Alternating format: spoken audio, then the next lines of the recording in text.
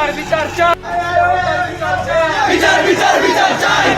কোন কবরে খুনি কেন বাহিরে?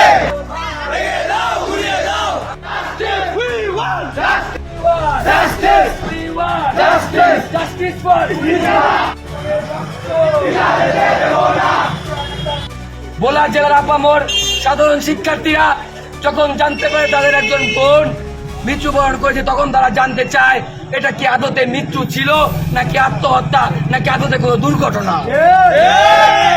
আমরা আমাদের জায়গা থেকে জানতে চাই এই হত্যার 48 ঘন্টার বেশি পার হওয়ার পরও প্রশাসন থেকে এখন পর্যন্ত কেন কার্যকর ব্যবস্থা নেওয়া হচ্ছে না।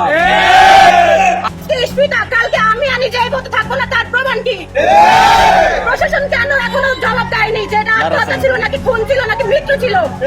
আজকে প্রায় 5-6 দিন উপর হয়ে গেছে, আপু মারা গেছে, এখনো আমরা প্রশাসনের এমন কোনো কাজই দেখলাম না যার জন্য আমরা জানতে পারলাম যে এটা কি মৃত্যু ছিল নাকি আত্মহত্যা ছিল। আগামী 48 ঘন্টার মধ্যে প্রশাসনের জবাব দেওয়া লাগবে। কি হয়েছিল সেদিন লঞ্চে? আমার বোন কবরে, খুনি কেন বাহিরে? কি করে আমার বোন কবরে।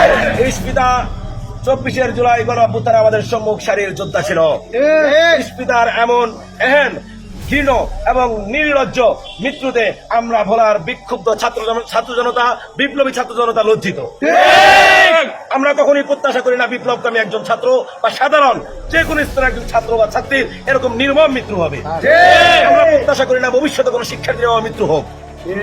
এজন্য পরবর্তী সময়ে আমরা কি দেখেছি, এর সন্ধান পাওয়া গিয়েছে। ইস্পিতা ভোলার মেয়ে, তার বাবার পরিচয় এই, তার রাজনৈতিক পরিচয় এই, এত পরিচয় পাওয়ার পরেও কেন এখনো পর্যন্ত প্রশাসন কোন নির্দিষ্ট রোড ম্যাপ আমাদের সামনে দিতে ব্যর্থ হয়েছে? আমরা এর ভিতরে রহস্য লুকাইতে দেখছি। অতএব